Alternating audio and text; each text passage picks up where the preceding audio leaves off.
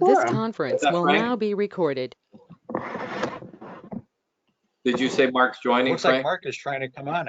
His name came up on the screen. There he is. Okay, good. So I don't see Mark yet, but he should be here any moment. I'm here. So, oh, hey, Mark. So I'll call the meeting to order. Oh, there you are, Mark. Hi, buddy. Hey, So Mark. I'll call the meeting to order, 5:31 on October 12th, the meeting of the Economic and Community Development Commission. Thank you, everyone, for joining tonight. I know not everyone will be able to join us, but we don't have any important votes that I'm aware of tonight, so I think we're okay. Other than we should approve the minutes from September 14th. So if I could get a motion for that, please. Sure, I'll make a motion to approve the minutes from September 14th. Frank, and a second. Good second it. Brian, any discussion or anything about the minutes to discuss? All in favor? Aye. Okay. Aye. No opposition, apparently, since everyone else is not here. Karen, are you going to give the update of economic development? Yes, I'll give Mary's report. Okay. Okay. With regard to the Army engine plant, we have received the final draft of the stewardship permit, so things are still moving along. We are anticipating that the developers will close on the property before the end of this year. With regard to Center School, we're waiting for an appraisal on the property at this point. And that will be, when that is completed, that will be given to the two developers who are working on their presentations. And they will then take the appraisal and work that into their own financial stacks. And once they've done that, they will present that to the town council. With regard to contract plating, things are moving along there in terms of getting the property ready to go on the market. And you probably have seen in the paper, maybe over the weekend, there was a sale of a very large piece of property in town, or a very expensive piece of property in town. The Sunbelt Rentals location has been sold for $8 million. And that's 5 times the appraisal value. And that, from what we understand, that was just from an investor to an investor kind of sale. As you folks know, the commission has endorsed a text amendment to the outdoor entertainment at restaurants and commercial venues. It was presented to the planning commission with a favorable recommendation that will be presented to the zoning commission. And it looks like that's going to be in November. The next zoning commission meeting had a very full agenda. So they asked that we do that in November. And I'm going to read for you the drafts, a couple of paragraphs that summarize the goals, the motive behind this, and what we hope to achieve. These are a couple of paragraphs that Mary put together, and they've been approved by Chief McNeil. Motivated by a desire to support and strengthen the Stratford restaurant community and our many talented performers, the Economic Development Commission has proposed a text amendment to Stratford zoning regulations that will allow for indoor and outdoor music and entertainment as long as it complies with the noise ordinance. The Zoning Commission will vote on the proposed text amendment at their November 10th meeting. We deliberately selected this time of year to test the effectiveness of the text amendment. This allows us 6 months before the busier spring, summer seasons to work interdepartmentally, and that would mean with the health department, planning and zoning, police, mayor's office, town council chair, Chris Timniak, the COO, and the Office of Economic Development, to ensure that the modification is streamlined, efficient, and beneficial to our entire community, As part of the pilot, our office will be reaching out and engaging in significant outreach with the restaurants and commercial establishments. Okay, so let me add to that, because Okay. I think everyone on our commission needs to be really up to date on what's going on here, because it could generate a lot of discussion. Last week, there was a meeting of the Planning Commission. It was determined that before it goes to zoning, that the Planning Commission had to give this text amendment their blessing. So Mary and I made a presentation to the Planning Commission last Monday, I believe it was. The meeting was actually, the discussion was pretty lengthy. There were a couple of people on the Planning Commission that were, not as in favor of this because of the obvious reasons with the neighbors. There was some discussion about whether we had the appropriate devices, noise devices, to measure noise. So, because what really this text amendment is going to do is lean on the noise ordinance to enforce, the music violations that happen after a certain time. So I didn't commit to our commission. At first, they wanted our commission to support perhaps buying a device, which are, those are in the neighborhood of $500 or so. And I said, I can't do that without having support from our commission and bringing it to you and having a favorable vote. And so what they did was they decided to vote, they voted with the condition that it lasts for, do it for a year and see how it goes during this next year. So they voted in favor 4-1, with the stipulation that after 1 year it gets revisited, with no requirement for our commission to purchase a noise measuring monitoring device. So I thought that was a good result. It was a 4-1 in favor. So now it does go to the zoning commission.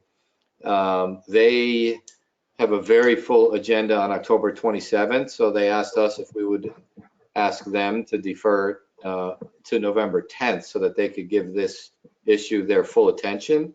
And so I did send an email saying, yes, please defer to November 10th, because we do want you to give this your full attention, knowing that, we're entering into the cold weather season and outdoor entertainment isn't going to be as big a deal for the next several months until the spring. So the good news is that it's going further. It's going to the next step, to the zoning commission with our support and now with the planning commission support. So does any of you guys, any of you have questions on that? I think that. Not really a question, but I agree that it could be looked at a year from now, because, I mean, this is brand new to everybody. So we may not get everything right and perfect right away. So, okay, I don't mind looking at it in a year and seeing how it's going and maybe amend something. Right, and that was their take, that they're amenable to this because it's really putting a lot of strain on the Stratford Town Hall in terms of, like, someone wants an outdoor entertainment, they have to approve it, and they have these watchdog, individuals that are out really, monitoring every outdoor entertainment situation. And, we think that outdoor entertainment is actually a good thing as long as it's controlled. That's really important, that it does have to abide by the noise ordinance. And we think the noise ordinance does a sufficient job of that as long as it's enforced. So that's our position, and it's going to be dealt with on November 10th. And it will get some attention. There's already been an article or two in the Connecticut Post about this issue. I don't know if any of you have seen that, but so, if you guys, as you hear and see things, or if you have questions, let us know so that we're all on the same page. Any other comments on that whole issue? Okay. Going back, Karen, just real quick to the Sunbelt rentals. That was in today's paper, I think. Okay. That was a big Sometimes, article. yeah, Do we sometimes they make don't it to know, the, we don't know what their intention is with this property? we reached out to the broker who closed that deal, and all he would tell us was that it was just in essence from investor to investor. Okay. So reached out to Sunbelt Rentals too, and the gentleman who has been our contact in the past, he had no knowledge of it. This was going back maybe a week or so. Do we know Um, what the market value of that property was? The appraised market I, value? I I don't have that right here, Jim. Just that the article states that it went for 5 times the appraised value, Yeah, the assessed value, right? the assessed value. Yeah, yeah. Not the market value. No, no. But we can get that.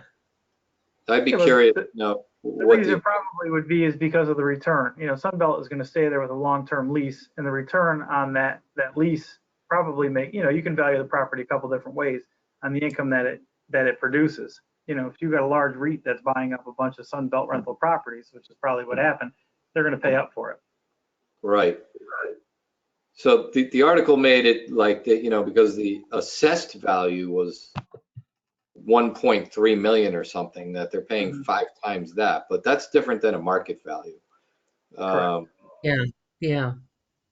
So, but yeah, that's good. That was very good news for Stratford. I mean, that does show interest in people coming to the town and willing to pay. That's very good news. Exactly. Okay, do you have any other updates on economic I development? I do, Jim.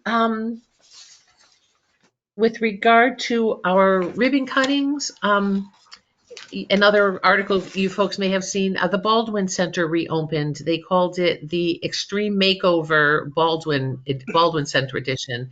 That was back on September 29th. If anybody has an opportunity to go down and visit, strongly encourage you. It's such a source of pride for all the people who have been involved in the renovation, and it's really exciting for the seniors that they'll have this beautiful, and for the town as a whole, because other departments, other parts of the community can use this facility as well. Um, so that's a huge success. The African American Museum was blessed. There was a blessing of the museum on September 24th, and so for now, the museum is going to be housed on East Broadway, right next to the Board of Ed building. It's referred to as the Copper Watts House. I don't recall the exact address, but that's until the building next to Sterling House is ready. That will be more the permanent house for that. So that's a wonderful addition to the town. The Sikorsky introduced their King Stallion helicopter, the CH-53K, back on September 24th. That was also a huge um, success for Sikorsky. We celebrated ribbon cutting at Nikki's Beach House, and that's the restaurant going into on Doran Drive going into Short Beach. And that was on October 1st. That was a wonderful celebration.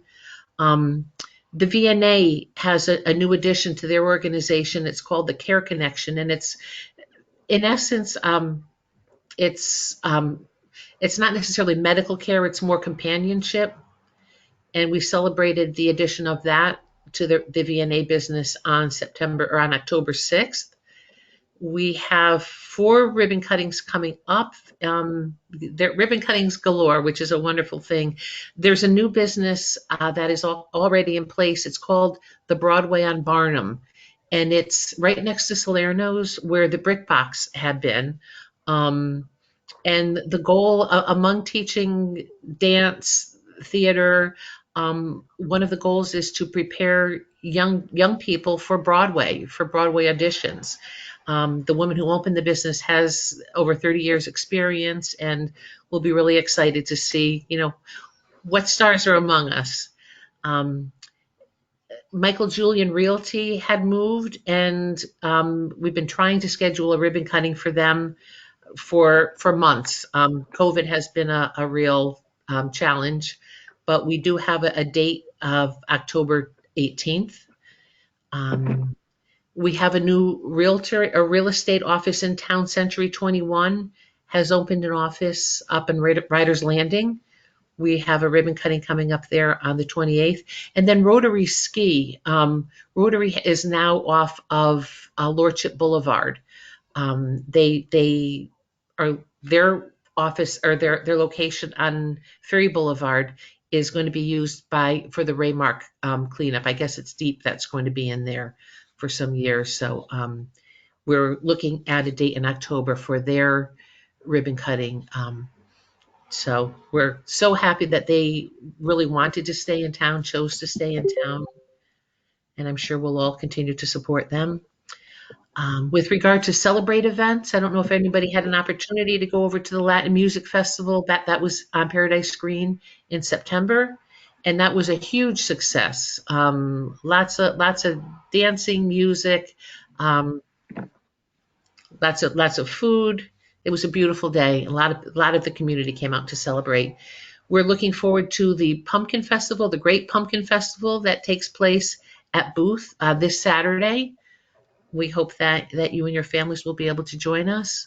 Looking to be a beautiful day. We've had to make some modifications to make sure things are safe with regard to COVID.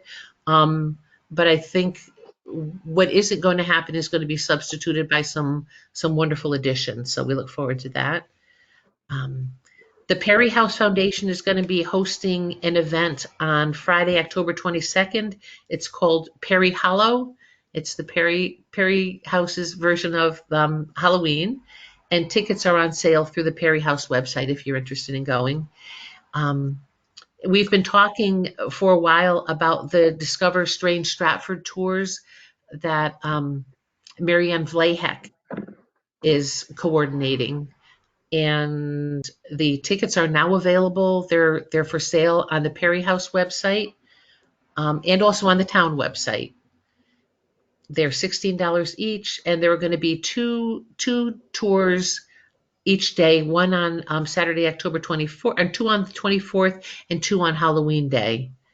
And then the proceeds will benefit the Friends of Booth, the Historical Society, and the Perry House. So that sounds like it's going to be a real cool event. I've already signed up, and the tickets are going fast. So we encourage you to spread the word on that. And with regard to the video, the economic development video, Westfield Group was down last week, and they did a lot of filming in town. They spent the day. So things are coming along with that, and the focus will be the ease of doing business in Stratford. And we've talked about that video being shared with the commercial realtors breakfast coming up, most likely in November. And lastly, there's we all know the Stratford Community Calendar. It used to be a newspaper, and then it morphed to kind of a newspaper, kind of online. Well, now it's being firmly established as with an online presence. It's a partnership between the Economic Development Office and Sterling House, and Karen Doyle is actually working on the press release now, but we're inviting any organization that has an event that's open to the wider public is invited to post their events on this site, the Stratford Calendar. And I wish I think it's called stratfordcalendar.com, but we'll let you know that for sure. But I think it's going to be a real helpful tool for all of us. Help us to keep track of all the fun things we get to do. And that's all I have from Mary's report. Aaron, I wanted to give this information to you prior to add as a note, but I didn't get a chance to because I've been a little bit busy, and I already updated you, but I just wanted to update the rest of the commission because it is kind of economic development too. So just to let all you guys know, as of 10/1, I actually entered an agreement for my business to be acquired and merged with another business out of Long Island. So we will have a new business moving also to Stratford, and new but old. So we're all staying on. We're becoming the Connecticut location for the business. So the public announcement will go out tomorrow, and then I'm going to work with Karen in the office, and we're going to do we were going to do a ribbon cutting for moving to our new location up by Sikorsky, but it all kind of happened in the same amount of time. So now we'll do a ribbon cutting for the new business moving into the new location. Well, that's awesome, Mark. Where are you guys going to be up by Sikorsky? So we moved, well, in the middle of July, we moved up to 999 Orinoco Lane. So right across the street, the brick building across from Sikorsky Federal Credit Union on the other side of the road. Okay. That's awesome. That's really great. Yeah, so how many people are going to come up and join you there? Well, so currently we're 5 people. So as part of the merger, we go from being a 5-person company to a 130-person company. Wow. So yeah. So it's a good move. Going to allow us to grow and do a lot more in Connecticut. And currently, they've actually got a couple of listings out to hire two more people to add to the Stratford office. So more than likely, we'll be actually taking more space in that office building too in the short term. How many of those 100+ people are coming to Stratford? Probably none of those existing ones. So the headquarters that's going to stay in Long Island, but then we also now, as part of this, have an office in New York City, in New Jersey, and Tennessee. Wow, great, Mark! Congratulations, good for you. Exciting. That's a big deal, Mark. So, Karen, one of the things I was wondering too is there is a lot going on in Stratford. A lot of new businesses have come in. Is there a master list of all of the businesses that have come to Stratford in the last, say, 12 to 24 months that maybe we can use to market Stratford a little bit, either in our videos or in a print ad or something like that? Yeah, Jim, you know what? We are actually working to pull this together so that this is something that we have updated consistently. We can certainly pull something together. It's a little bit challenging right now because of the grand list. So we've really, there are those new businesses that we know of, and there are that many more that we haven't necessarily learned of or heard of, through word of mouth. But the grand list is really a very reliable resource for us. But the only challenge with that is the grand list goes from October 1st through September 30th. So, right now, and we won't have, so the 2021 grand list is just being finished up now, but we won't have those businesses until February. So it's a little bit challenging to get a complete list, but we are working to do that. There's a listing on the Secretary of State's website, and then in the town clerk's office, folks who take out trade names are required to register there. So this definitely is something that we're looking to do so that we have a better handle on exactly who is moving into the town. But we can certainly provide you folks with what we have at this point. I think if we could get a master list and just see what it looks like, that maybe there's a way we can use that list to either thank businesses for coming to Stratford or like kind of craft a message that we can publicize that Stratford is really a welcoming community for business, and here are 500 examples or whatever the number is. Love that idea. I love that idea.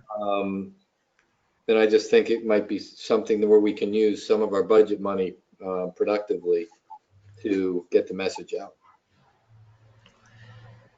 And are you thinking, Jim, in terms of how that would be shared, like via social media, probably, or? I think we should see the list and then look at seeing what might be the best way. Sometimes print ads are really good, but I have no idea what a print ad would cost. If you did a page ad in the Connecticut Post and said, Stratford thanks the following new businesses or welcomes. I don't know. I'm thinking out loud, Karen, and the committee. No, and I think it's a great idea. I love that. Yeah, And so- and not only with the new businesses, but people like Mark, who Right. has, stayed in town, had the option, I'm sure, of relocating. Brian, expansion opportunities, Right. Rotary Ski, staying in town. Yeah, there were so many stories. Yeah, I mean, I don't know if we can come up with something creative, and then people like to see their name in print, and it also does send a message that Stratford is a good place to do business. Love that idea. We'll work on that. It is good, Jim. That is a really good idea. Do we need permission? Like if we're going to print all those names, do we need permission from all those people to have their name on? That's I don't know the answer to that, but I think we could walk before we run and kind of start with the list and then maybe see what it is we're thinking. And then maybe we would need their permission, but I think we can get the answer to that fairly quickly. Yeah, good. I don't see why anyone would really object to it, right? It's I couldn't imagine, but we can see. You never know, Frank, right?